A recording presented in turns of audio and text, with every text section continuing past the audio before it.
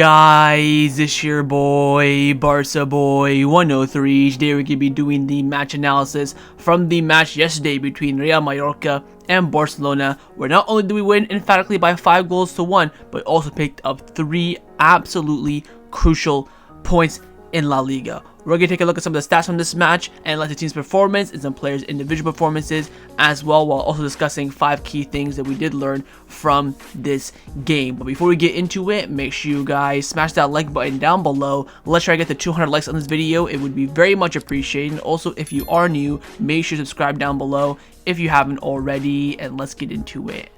Now, the first thing that we learned from this match is that the players' mentality has changed and they have risen when the pressure was on them. Of course, this happened twice this season. The first time in that week against Madrid and Bayern, which was successful, and in this match as well, where it was successful, where again, hopefully, we do build on from that. Now, if you take a look at some of these stats from this match, first you can see on the screen right now is the lineup for this game alongside their ratings via SofaScore, of course, lining up with the 4-2-3-1, a team rating at 7.25, just above, of course, that average rating per, an average performance, as we, of course, did exceed those expectations. Now, if you look at the positioning in this game, of course, on the left-hand side is the starting 11, on the right-hand side is with the substitutions coming in. Left-hand side, starting 11 looks much better than it does in previous games. Of course, Lamine Yamal playing a lot inside more in this game. I think that's due to the fact that Muriqi was doing really well on the left-hand side, so he had to drop in a bit narrowly. Ferran Torres as that natural striker as well. We've seen Lewandowski, of course, drop back a lot, near probably, I would say, where around Pedri is. So seeing Ferran Torres a bit more advanced is a more natural position for him.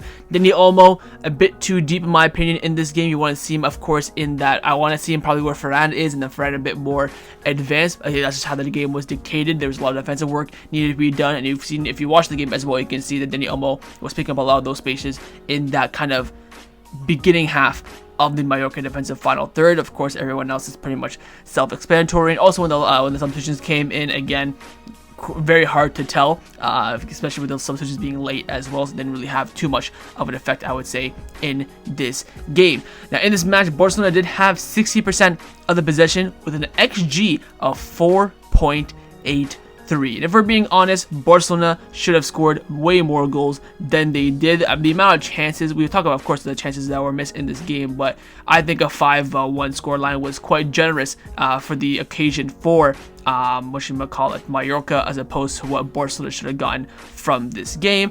9 big chances created, again, like I just mentioned, 20 shots in total, 5 corner kicks, 13 fouls, 500 passes, 12 tackles, and free kicks, 3 yellow cards. I'm quite surprised Mallorca got 4. I don't even know where the hell those 4 came from. Maybe they were at the end of the game, but the fact that they had more for us is quite crazy in my books. Now, other 20 shots, you can see that the shot map, should I say, sorry, in the middle of the screen there, where the shots coming in from. A lot of them coming in inside the area, with a total of 15 inside the area and 5 outside. Out of the 20 shots, 4 of them were blocked, 7 of them were off target, and 9 of them were on target. Now, you can see on the right-hand side of the screen is the heat concentration, where the play was mostly spent during this game for Barcelona. You can see a lot of it in the middle third of the pitch, and then when we do attack in the final third, it's more down the left-hand side in the middle as opposed to the right-hand side in this game. It has to do a lot with that first half performance. 5 big chances scored in this game, 4 big chances missed. So if we scored those big chances that we did miss, you're looking at a 9-1 victory, which again shows how, despite we were clinical in the second half, how unclinical we were, especially in the first half. 2 through balls, 39 touches in the penalty area, and we were fouled 3 times in the final third. Left-hand side is where the heat concentration was for this game, and where the ball was majority spent in this game. 47% was spent in the middle of the park, with 27% in the Mallorca final third, and 26% in the Barcelona third. Now, I was quite surprised when I saw this, because based on how the game went, I felt like we were in their half the majority of the time. When they were in our half, they were offside. I guess it kind of judges how many times they were in our halves, even though there was, of course, a lot of offsides. Now, of the 500 passes we did attempt in this game, 417 of them were successful. We also had 10 throw-ins, 62 final third entries. Final third phase was about 68% success rate. Long balls with that 56% success rate, and crosses were about 45% success rate. Duels, 52% were won, 51% were on the ground, 59% in the air, and 50 dribbles were completed for Barcelona. Also, 50 tackles were won with 9 interceptions and also 50 ball recoveries. Now, of course, that's going to be no mean feat in this game. Now, I do want to discuss some of these stats from this match, because I think some of the stats are quite astounding. Firstly, of course, the record of Lamine Yamal. We talked about this pre-game as well. In La Liga this season, Lamine Yamal has started 12 games for Barcelona, and we won those 12 games. And of the 4 games he did not start, we drew 1 and lost 3. So the record is quite astounding. We were going into this game, of course, no Lewandowski started the game. We're thinking, oh, bloody hell, hopefully the Lamine Yamal stat can save us. It looks like it has done, because the stat with him is ridiculous. I do also want to emphasize again, of the 4 matches that he did not play, all of our other wingers were injured as well. No Ferran Torres, no Ansu Fati, so we had no width whatsoever. Everything was so narrow. Of course, the 3 losses were Osasuna, Las Palmas, and Sociedad. The one draw, of course, coming against Celta Vigo. Also, another crazy stat in this game, Barcelona are only team in Europe's top 5 leagues to have 2 different players scoring 10 or more goals this season, with Lewandowski and Raphinha, of course, having double-digit goals in La Liga. Also, Raphinha is now 5 goals and assists away from getting the exact same number as Vinicius did last season during his robbed Ballon d'Or season. We're not even in the new year yet, and this man's already performing at that high of a level. It is astonishing. I think it's like 23 goals and assists so far this season. He has 5 more to get the same as Raphinha, as Vinicius Jr. last season.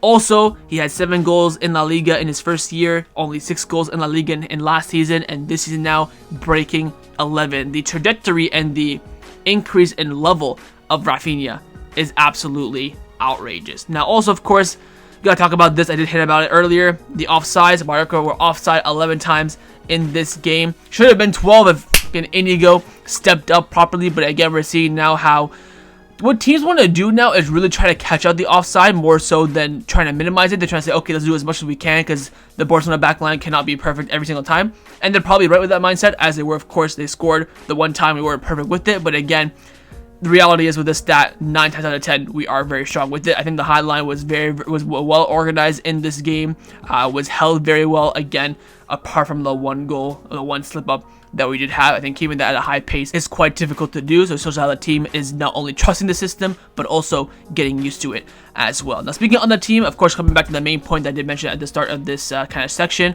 I want to highlight the players' mentality going into this game and also after this game as well, via what they said after the game. We had Raphinha, Frenkie de Jong, and Lamine Yamal speak after the game. Víctor spoke as well a little bit, just talking about like him earning his spot. It's hard to get minutes with Lewandowski in the team, which is fine. I want to talk about what the player said after the game. Firstly, with Raphinha, he came out saying that we were very angry at halftime because we could have scored a lot of goals and we were only at 1-1. When the Lamine Yamal's on the pitch, he makes the difference. Breaking down performance, he deserves it. He works very hard and helps on and off the pitch. We have a lot of affection for him. We are all very happy for him. So what does he do? Criticize his team, praises Lamine Yamal, praises Frenkie de Jong alongside the individual performance, and again highlighting the team atmosphere.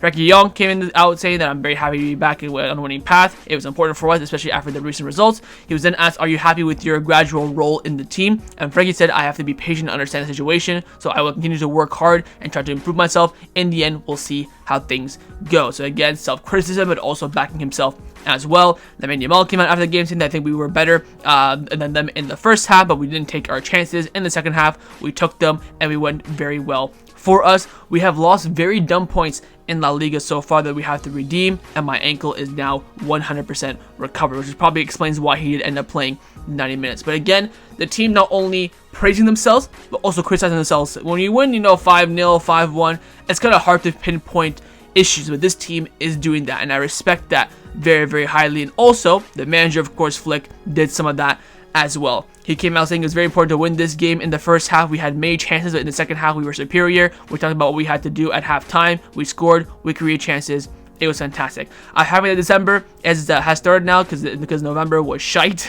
So, fair play to him. Yesterday, my plan was not to rest Lewandowski. I thought about it today. I had a feeling it was a good time to do it. And we also planned to rest Raphinha, but he told us that he felt good, and we saw that in the game today. This man was about to bench Lewandowski and Raphinha for this game, which probably means I would think that Ferran Torres would have started off the left and then Víctor would have started up front. My God, in a must-win game, he's gonna chop 2 of our 3 attackers essentially. Thank God Raphinha told me, let me play, because not going to have been a much difference there. They both came off the bench. Of course, Lewandowski did not appear this game, so he got fully rested, which of course was fantastic. I was a bit worried that he might have came on with, like, 60 minutes, 70 minutes, of course, to chase the game, but I think everything went well. Got pretty lucky there with Flick. But again, it also shows that Flick is a very emotional manager. He literally, lets things decide how he really lets how he feels decide things on the pitch, especially if it's last second like this. He cares by saying that we have players returning from a long-term spell out. They don't always return at 100%. However, Ferran Torres, Gavi, and Frenkie were really good today. Eric now is also back. I have more options to choose from, which of course is huge to have that squad depth. But him saying this as well, that when you're returning from injury does not mean that you're at 100%, and there he's talking about the match rhythm, the match sharpness, and the effectiveness as well. I wish we could have kept the clean sheet. Again, the clean sheet is kind of at his fault a little bit for the philosophy, but I think it's more so at the fault of the team not executing his philosophy correctly. I don't care how many offsides that we produce. For me, it's always about you have to run back no matter what. So again, in those plays where the team isn't running back and we end up conceding, even for the goal that we did concede, I think only Kounde was the only one that ran back. Inigo was quite confident it was offside. Same with Balde and Kounde. So I guess he's kind of criticizing the team a little bit there, saying that you have to run back even if you think he's offside or not.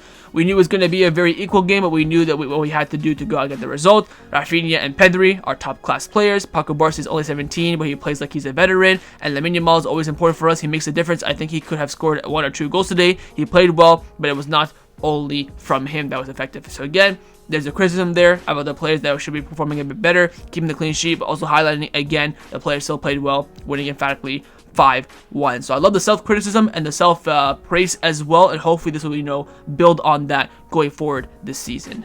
Now, the second thing that we learned from this match is the comfortability that Marc Casado imposes on this team. In the match, he got 7.0 so score rating. You can see from Messi, of course, playing in the pivot, but a lot more down the right-hand side, covering that area. In the match, he played 82 minutes, had 67 touches, 80% pass accuracy, only misplacing 9 passes. He threw 6 long balls, completed 2 of them, 6 ground duels, completed 4 of them, lost possession 11 times, committed 2 fouls, and was fouled himself 3 times. But here's the key shots here: 1 block, 4 interceptions, and 1 tackle total, and was not dribble pass either. This is what we were missing against Las Palmas, because in those key areas in the back line, we were getting found out by Fabio Silva, by Sandro, by Alberto Molero as well. There was nowhere near to shore things up, and Casado brings that. Of course, you look at the games that we did lose this season, Celta Vigo, that's because he was sent off. Osasuna, he wasn't playing. Sociedad, it was kind of, a down performance from the whole entire team. He is as important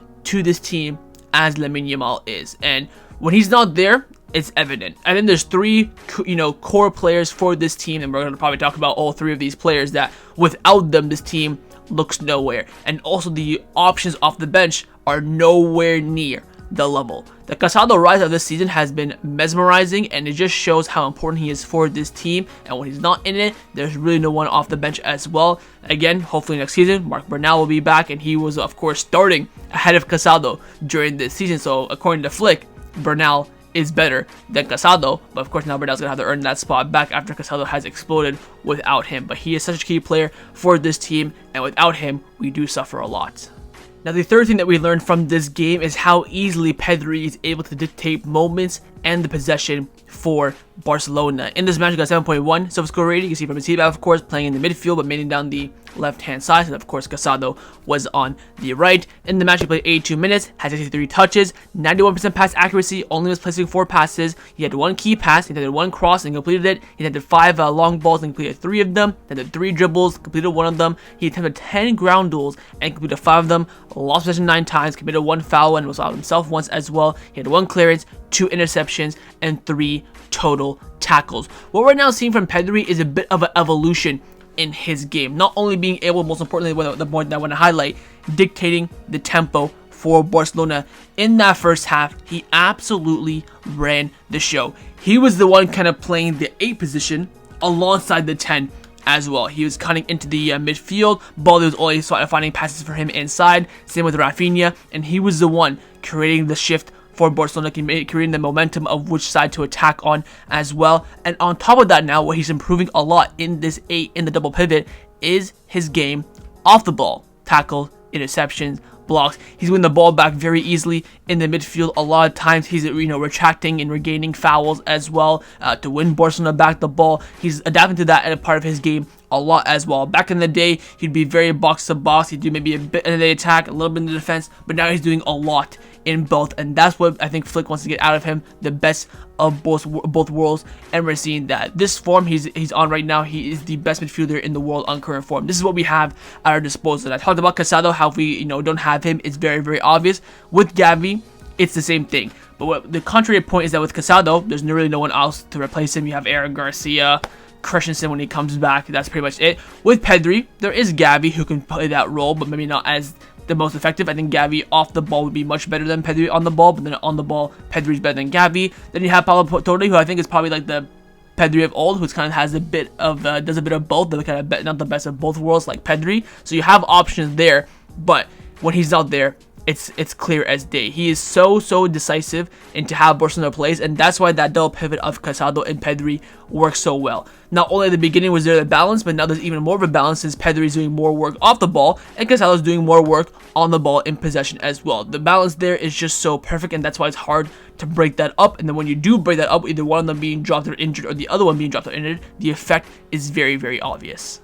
Now, the fourth thing that we learned from this game, and it's very quite obvious that we talked about how important Pedri and Casado are for this team, but no one probably in the world, let alone in this squad, have the capabilities and the talent to replace Lamine Yamal, and that makes him the most important player in this team. In this match, he got 7.6 SofaScore rating. You see from his team out, of course, playing on the right wing, but played a lot centrally as well. Kind of that we saw on the average positioning of the players, that kind of right forward area. In the match, he played 90 minutes, surprisingly. Got an XG of 0.94, 1 assist, an XA of 0.23, 57 touches, 67% pass accuracy, 2 key passes. He attempted 3 crosses, completed 1 of them. He attempted 4 long balls, completed all 4 of them. Created 1 big chance, had 1 shot on target, 3 off target, 2 blocked. He attempted 7 dribbles and completed 5, 1 penalty, missed 2 big chances, 14 ground duels attempted, 6-1, lost possession 20 times, and also got dribbled past twice, probably by Muriqi. I'm reading these stats. I'm remembering back in the day when I used to do player analysis videos.